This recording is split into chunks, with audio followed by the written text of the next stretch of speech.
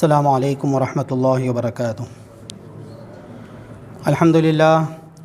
الذی لم يتخذ ولدا ولم يكن له شریک فی الملک ولم يكن له ولی من الذل وکبرہ تکبیرا۔ اللہ اکبر کبیرا، الحمد للہ کثیرا، سبحان اللہ بکرۃ واصیلا۔ فاعوذ باللہ السمیع العلیم من الشیطان الرجیم، بسم اللہ الرحمن الرحیم۔ ایود احدکم ان تکون له جنۃ من نخیل واعناب تجری من تحتها الانہار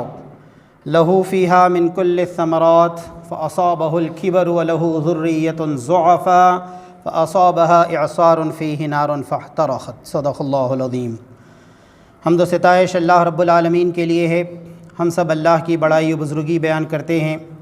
درود و سلام ہو نبی آخر الزماں حضرت سیدنا محمد مصطفیٰ صلی اللہ علیہ وسلم پر، جنہیں اللہ تعالیٰ نے the final, the ultimate messenger بنا کر، آخری رسول اور آخری نبی بنا کر خاتم النبیین و رحمت للعالمین کے لقب کے ساتھ دنیا میں روانہ فرمایا۔ سامعین محترم، احادیث کی جو 6 کتابیں صحائح ستہ کہلاتی ہیں، ستہ کے معنی 6 کے ہوتے ہیں، اور علماء اسلام کے نزدیک یہ 6 احادیث کی کتابیں صحیح کتابیں کہلاتی ہیں، 6 صحیح احادیث کی کتابیں۔ اس کا مطلب یہ ہے کہ ان 6 کتابوں کے اندر جو احادیث ہیں وہ زیادہ تر مستند ہیں، صحیح ہیں، حسن ہیں، لیکن اس کا مطلب یہ نہیں ہے کہ ان 6 احادیث کی کتابوں سے ہٹ کر دوسری کتابوں کے اندر کچھ مستند احادیث موجود نہیں ہیں، بلکہ ان 6 احادیث کی کتابوں سے ہٹ کر جو دوسری کتابیں ہیں، جیسے سنن دارمی ہیں اور دوسری کچھ کتابیں ہیں، اس کے اندر بھی کچھ صحیح احادیث موجود ہو سکتی ہیں۔ ان 6 احادیث کی کتابوں میں صحیح بخاری اور صحیح مسلم کو صحیحین کہا جاتا ہے، یعنی زیادہ اوتھینٹک اور زیادہ مستند۔ اور بقیہ جو 4 احادیث کی کتابیں ہیں صحائح ستہ کی، سنن ابو داؤد، ترمذی، ابن ماجہ اور نسائی، ان کو سنن اربعہ بھی کہا جاتا ہے۔ علماء اسلام نے، بعض لوگوں نے سنن ابن ماجہ کے بجائے سنن مسند دارمی کو بھی اس کے اندر شامل کیا ہے، اور اس بات پر بھی کافی گفتگو ہوئی ہے شریعت کی کتابوں کے اندر، فقہ کی کتابوں کے اندر، کہ اس میں موطا امام مالک کو کیوں نہیں شامل کیا گیا۔ حدیث کی جو سب سے پہلی کتاب کمپائل کی گئی، سب سے پہلی کتاب جس میں احادیث کو جمع کیا گیا، وہ موطا امام مالک ہے، اور یہ امام بخاری علیہ رحمہ سے بہت پہلے لکھی گئی ہے، اور کافی سالوں کا، کافی عشروں کا گیپ ہے ان دونوں ائمہ کے درمیان، امام بخاری اور امام مالک کے درمیان۔ جو سب سے پہلے حدیث کی کتاب لکھی گئی وہ امام مالک علیہ رحمہ کی کتاب ہے، جسے موطا کہا جاتا ہے، موطا امام مالک۔ اس کتاب کو صحائح ستہ میں دا 6 موسٹ اوتھینٹک بک میں اس لیے شامل نہیں کیا گیا کہ موطا امام مالک میں احادیث کم ہیں، 1000 سے کچھ زائد احادیث ہیں، اور ان تمام احادیث کو تقریباً 100% 100% احادیث کو ان صحائح ستہ کے اندر ایڈ کر لیا گیا، شامل کر لیا گیا، اسی لیے عام طور پر موطا امام مالک کا الگ سے ذکر نہیں ملتا۔ تو بخاری، مسلم، ابو داؤد، نسائی، ترمذی، ابن ماجہ، یہ 6 احادیث کی کتابیں صحائح ستہ دا 6 موسٹ اوتھینٹک بکس کہلاتی ہیں حدیث کی، اور اس میں بخاری شریف کا یہ درجہ دیا گیا کہ اصح الکتاب بعد کتاب اللہ، اللہ کی کتاب یعنی قرآن مجید کے بعد جو سب سے زیادہ صحیح بک ہے، جسے بہت احتیاط کے ساتھ کمپائل کیا گیا، احادیث کو بہت احتیاط کے ساتھ جمع کیا گیا، اور اس کی سند کو، اس کے لنک کو اور اس کے ریفرنس کو بہت زیادہ اسکروٹنی کی گئی، بہت زیادہ چیک کر کے دیکھا گیا، اسی لیے اسے اصح الکتاب بعد کتاب اللہ کہا جاتا ہے۔ ہم سب بخاری شریف پڑھتے ہیں، اور ہمارے گھر میں اس کا انگلش ٹرانسلیشن ضرور موجود ہوگا، کیونکہ آج کی جو نئی جنریشن ہے وہ اردو سے واقف نہیں ہے، تو احادیث کی کتابوں کا انگریزی ترجمہ یہ ہمارے گھر میں لازماً ہونا چاہیے قرآن مجید کے ٹرانسلیشن کے ساتھ ساتھ۔ جب یہ بخاری شریف آپ اٹھائیں گے اور اس کی سب سے پہلی حدیث دیکھیں گے تو اس پہلی حدیث کے اندر کیا بات بیان کی گئی ہے؟ اس پہلی حدیث میں اس بات کا ذکر کیا گیا ہے کہ اعمال کا دار و مدار نیتوں پر۔ انما الاعمال بالنیات، نبی کریم صلی اللہ علیہ وسلم نے ارشاد فرمایا انما الاعمال بالنیات، جو انسان عمل کرتا ہے اس اعمال کا دار و مدار انسان کی نیت پر۔ مثل الذین کفروا بربہم اعمالہم کرماد اشتدت بہ الریح فی یوم عاصف۔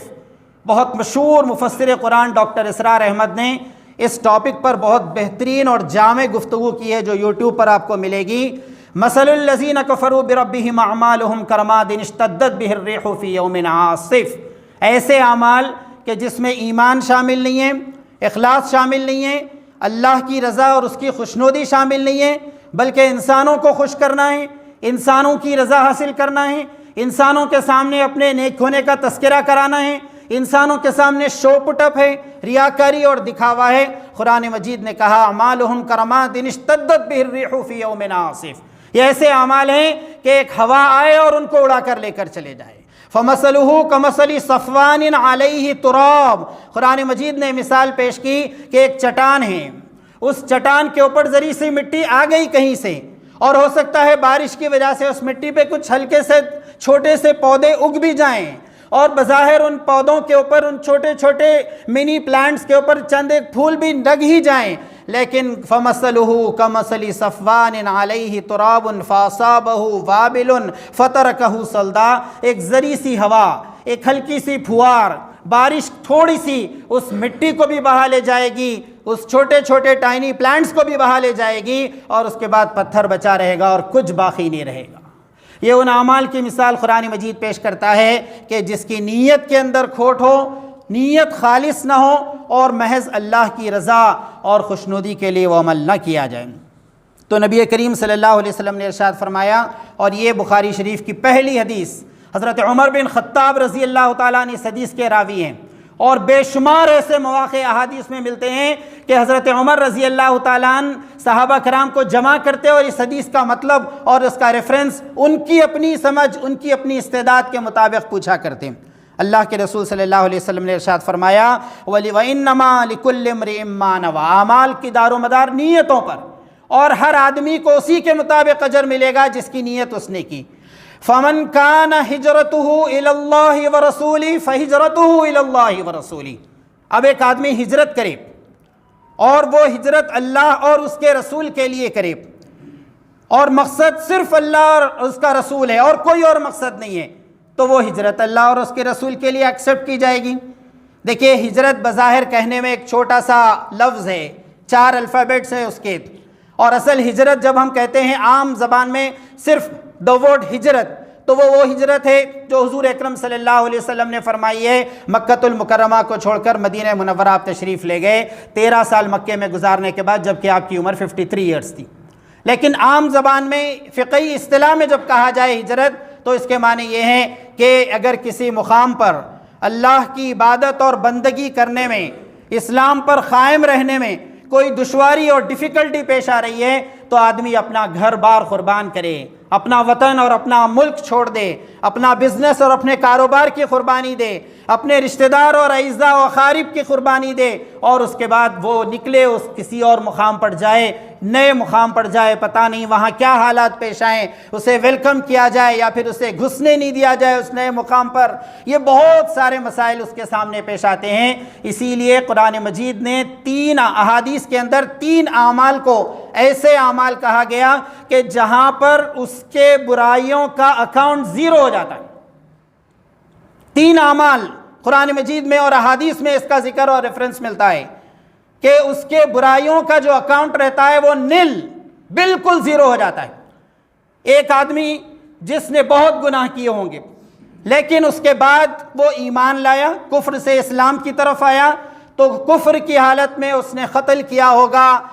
زنا کیا ہوگا، بدکاریاں کی ہوں گی، لوگوں کا حق مارا ہوگا، اور جو بھی کیا ہوگا وہ سارے گناہ اس کا اکاؤنٹ ڈیلیٹ کر دیا جائے گا گناہوں کا، اور نل سے، زیرو سے اس کی شروعات ہوگی، بالکل پاک صاف ستھرا ہو کر اسلام میں داخل ہوگا۔ اور دوسرا عمل ہجرت کہا گیا کہ ایک آدمی اللہ کی راہ میں ہجرت کرے تو اس کے نتیجے میں اس کے پرانے پورے گناہ معاف کر دیے جائیں گے۔ اور تیسرا عمل حج مبرور، جو حلال آمدنی سے کیا جائے، پاکیزہ قسم کی پیور انکم سے کیا جائے، اس کے بارے میں کہا گیا کہ جب ایسے حج مبرور سے وہ لوٹتا ہے تو اس کی حالت یہ ہوتی ہے کہ وَلَدَتْهُ أُمُّهُ فِي الْيَوْمِ، کہ اسی دن گویا اس کی ماں نے اسے جنا ہے، اس طرح وہ گناہوں سے پاک صاف ہو جاتا ہے۔ اس لیے حدیث میں آیا ہے کہ اگر کوئی حج کو جا کر آ رہا ہے تو گھر پہنچنے سے پہلے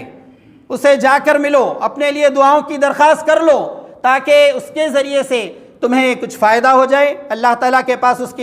اللہ تعالیٰ کے دربار میں اس کی دعا تمہارے حق میں قبول ہو جائے۔ تو یہ 3 عظیم الشان اعمال ہیں۔ نبی کریم صلی اللہ علیہ وسلم نے اس میں سے ایک عمل کا ریفرنس دیا یہاں پر کہ فَمَنْ كَانَ هِجْرَتُهُ إِلَى الدُّنْيَا، اور اگر کوئی آدمی ہجرت کرے دنیا کے لیے، وہ ٹائر 1 ویزا کے لیے اپلائی کرے یو کے میں سیٹل ہونے کے لیے، وہ H1 ویزا کے لیے اپلائی کرے یو ایس میں سیٹل ہونے کے لیے، وہ جرمنی، سوئٹزرلینڈ اور نیوزی لینڈ کے ویزا کے لیے اپلائی کرے اپنے پروفیشنل ایڈوانسمنٹ کے لیے، ہائیر اسٹڈیز کے لیے، یا پھر یہ کہ وہاں کی سٹیزن شپ حاصل کر کے HSMP گروپ میں اپنے آپ کو شامل کرانے کے لیے، ہائیلی اسکلڈ پرسنالٹی کے کیٹیگری میں اپنے آپ کو لینے کے لیے، وہ دبئی میں 99 ایئرس کا یا گولڈن ویزا اپلائی کرے پرماننٹ وہاں سیٹل ہونے کے لیے، فَمَنْ كَانَ هِجْرَتُهُ إِلَى الدُّنْيَا، نبی کریم صلی اللہ علیہ وسلم نے فرمایا کہ دنیا حاصل کرنے کے لیے وہ ہجرت کرے، او إِلَى امْرَأَةٍ يَنْكِحُهَا، یا پھر کسی عورت سے شادی کرنے کے لیے، فیس بک پر چیٹنگ ہوئی اور دوستی ہو گئی، انسٹاگرام پر دوستی ہو گئی، اب اپنا گھر بار، اپنے ماں باپ، اپنے رشتہ دار، ان کے حقوق ادا کرنا ہے، قوم اور ملت سے بہت سے فائدے اٹھا لیے ہیں، اس کا بدلہ چکانا ہے، وہ سب چھوڑ چھاڑ کر ایک لڑکی کے خاطر، ایک عورت کی خاطر وہ کسی اور جگہ جا کر سیٹل ہونا چاہتا ہے۔ نبی کریم صلی اللہ علیہ وسلم نے ارشاد فرمایا کہ کسی عورت سے ینکحھا، نکاح کرتا ہے کہیں اور جا کر ہجرت کر کے، اور بعض احادیث میں یتزوجھا کے الفاظ ہیں، اسے اپنی زوجہ بنانا چاہتا ہے، اپنی بیوی بنانا چاہتا ہے، اس کے لیے وہ نقل مکان کرے، وہ ریلوکیٹ کرے اپنے آپ کو۔ نبی کریم صلی اللہ علیہ وسلم نے فرمایا اِلَى مَا هَاجَرَ إِلَيْهِ، اگر وہ اس نیت کے ساتھ ہجرت کرے گا تو اجر نہیں ملے گا، اس کو وہی کچھ ملے گا جس کے لیے اس نے ہجرت کی ہے، دنیا بنانے کے لیے کی، سٹیزن شپ کے لیے کی، سٹینڈرڈ آف لائف کو بلڈ اپ کرنے کے لیے کی، وہ سب ملے گا اسے، وہ سب مل سکتا ہے اسے، لیکن وہ اجر اسے نہیں ملے گا جو ہجرت کرنے کے لیے، اسلام کے لیے ہجرت کرنے کے لیے ملے۔ تو یہ بخاری شریف کی پہلی حدیث ہے کہ انسان کا کہ سارے اعمال کا دار و مدار دراصل انسان کی نیت پر ہے، وہ موٹیو، وہ محرکہ، وہ قوت محرکہ، موٹیویشنل فورس، وہ جذبہ اور اسپرٹ جو اس کے دل میں پائی جاتی ہے، دراصل وہ کیلکولیٹ کی جائے گی اور اسی کے مطابق قیامت میں انسان کا حساب ہوگا۔ مسلم شریف کی ایک روایت میں اس حدیث کی اور زیادہ تشریح آپ کو ملے گی۔ نبی کریم صلی اللہ علیہ وسلم نے ارشاد فرمایا، اور اس حدیث کے راوی حضرت ابو ہریرہ رضی اللہ تعالیٰ نے، صحابہ کرام رضوان اللہ تعالیٰ علیہ مجمعین یہ واقعہ بیان کرتے ہیں کہ امیر المؤمنین، مسلمانوں کے امیر تھے حضرت امیر معاویہ رضی اللہ تعالیٰ عنہ، جنہوں نے تقریباً 20 سال تک بہت کر و فر کے ساتھ حکومت چلائی مسلمانوں پر۔ حضرت امیر معاویہ رضی اللہ تعالیٰ نے ایک محفل میں بیٹھے ہوئے ہیں اور ان کے سامنے یہ حدیث بیان کی گئی تو ان کی حالت ایسی ہوئی، آنکھوں سے آنسو ایسے رواں ہوئے اور ایسی بے ہوشی کی کیفیت ان پر طاری ہوئی کہ ہم نے سمجھا کہ بس آج آخری دن ہے اور ان کی روح پرواز کر جائے گی اور یہ حدیث سنتے سنتے ختم ہو جائیں۔ اور بعض تاریخ کی کتابوں میں یہ بات لکھی ہے کہ حضرت ابو ہریرہ رضی اللہ تعالیٰ نے جب پہلی مرتبہ اس حدیث کی روایت کی تو 3 مرتبہ بے ہوش ہوئے اور لوگوں نے پانی لا کر ان کے چہرے پر چھینٹے مارے، اور اس کے بعد وہ ہوش میں آتے اور حدیث بیان کرنے جاتے اور پھر بے ہوش ہوتے۔ 3 مرتبہ حضرت ابو ہریرہ رضی اللہ تعالیٰ عنہ اس موقع پر بے ہوش، مسجد نبوی کے صحن میں بیٹھے ہوئے ہیں، اللہ کے رسول صلی اللہ علیہ وسلم کی خبر کی طرف، قبر مبارک کی طرف اشارہ کر رہے ہیں۔ فرمایا کہ صاحب خبر نے ارشاد فرمایا، یعنی رسول اللہ صلی اللہ علیہ وسلم نے ارشاد فرمایا کہ قیامت کے دن 3 لوگوں کو اللہ تبارک و تعالیٰ کے دربار میں لایا جائے گا۔ موسٹ انفارچونیٹ پیپل، دنیا کے 3 بدنصیب قسم کے لوگ،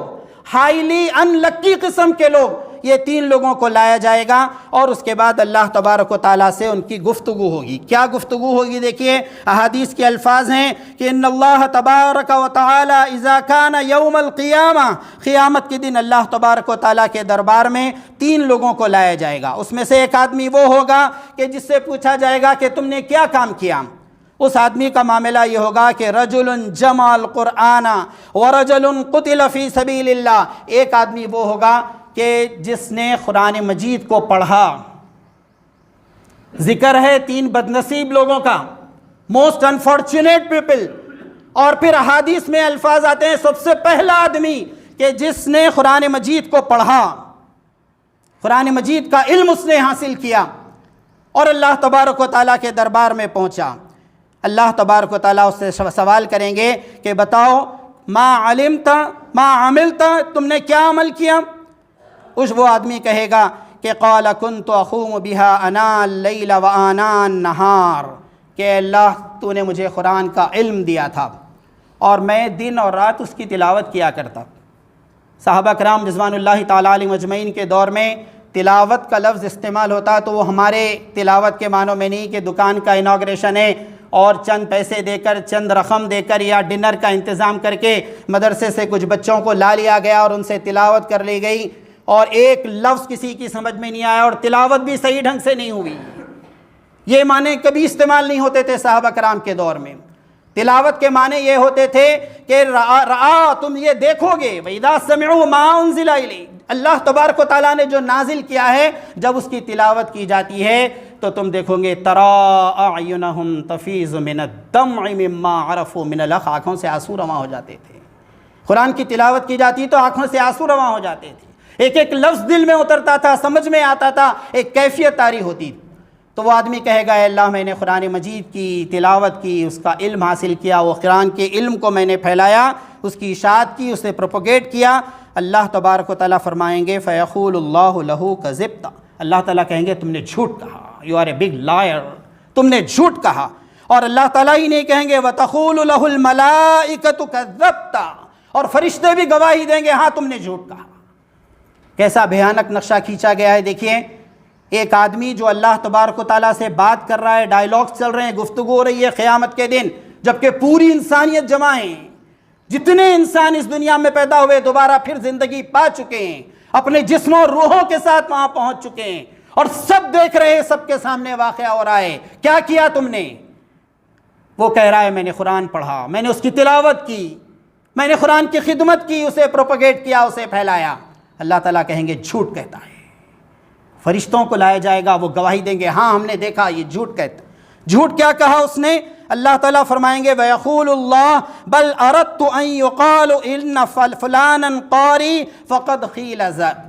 تم نے قرآن مجید کی قرأت اس لیے کی اور جو کچھ قرآن کے ریفرنس سے تم نے باتیں کی، تم نے یہ سب اس لیے کیا کہ لوگ تمہیں قرآن کا بڑا قاری کہیں، بڑا عالم کہیں، بڑا اسکالر کہیں، بڑا مقرر کہیں، بڑا قرآن کا خدمت گزار کہیں۔ تم جو جو چاہتے تھے لوگ کہہ چکے، اسی لیے تم کو وہ دنیا میں مل چکا، یہاں پر تمہارا کوئی مقام نہیں۔ تم چاہتے تھے کہ تمہاری تعریف ہو گئی دنیا میں، تم چاہتے تھے کہ بڑا اسکالر اور عالم کہا جائے، مل گیا وہ سب دنیا میں تم کو، یہاں کوئی مقام نہیں ہے۔ فرشتوں کو حکم دیا جائے گا اسے گھسیٹتے ہوئے، سر کے بل گھسیٹتے ہوئے اسے دوزخ کے حوالے کر دیا جائے گا۔